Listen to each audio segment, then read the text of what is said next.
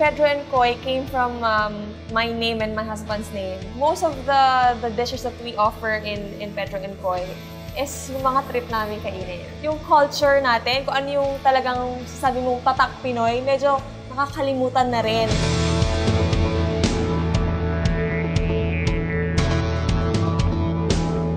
Hi, I'm Shamsi Supsupli and I'm the owner of Pedro and Koy.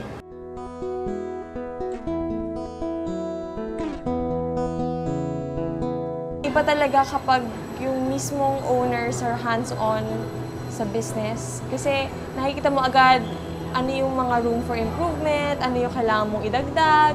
Kahit yung food namin, we started out with a few dishes lang. Tapos parang unti-unti, nagdalagdag kami. Hindi pwedeng maging stagnant din. Parang, kumbaga, successful siya at this point, wala nang innovation. Dapat tuloy-tuloy ka pa rin nag-i-innovate. Kung sa food man or sa design, parang tuloy-tuloy talaga siya. Hindi siya natatapos.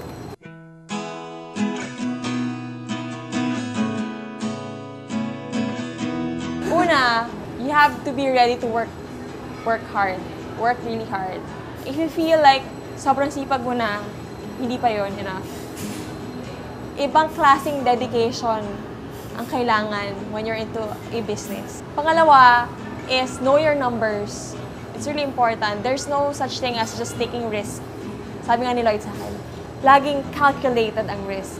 And you always have, meron kang projection, may ini-aim ka na ilang percent lang dapat ang expense mo, ilang percent dapat ang income mo, ilang percent na ganyan, parang ganito, parang it's all about numbers. And you have to learn the numbers. Pangatlo is it has to be something that you love to do.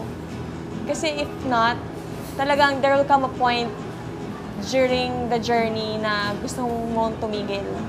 And if it's not something that you really want, and hindi buo yung loob mo, wag na lang muna. Kasi masasayang yung pagod mo, yung pera mo, and yung oras mo, diba?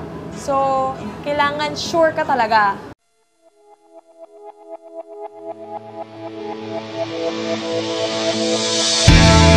What symbolizes me when I started going to business is a plant. Kasi when I started out, I was a seed, and I had to be watered for me to be able to grow. And I think Lloyd really had a great impact on how I started into the business. And there were times talaga na sobrang negative ko. I would always ask him. He was the one talaga who helped me, and would always tell me na parang as long as we work hard and we do everything that we can, and meron naman tayong plano, hindi naman siya basta-basta na parang nag-open ka lang ng business. Kumbaga, we planned it, we have our numbers. Kumbaga, lahat yun, kinalculate ng maayos. Sabi niya, if we hit the target, then, di ba? Parang, and how do we hit the target? So, lahat yun, meron ding mga to-do list for you to be able to do this. Kumbaga, sabi niya, lahat ng problema may solusyon. So, as long as meron tayong solusyon, kung meron man maging mga setbacks, we can always find a way to make it all, parang work. Parang ganun. So, yeah.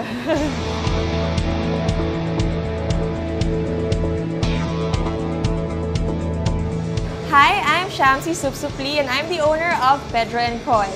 Proud to be Entrepinoy.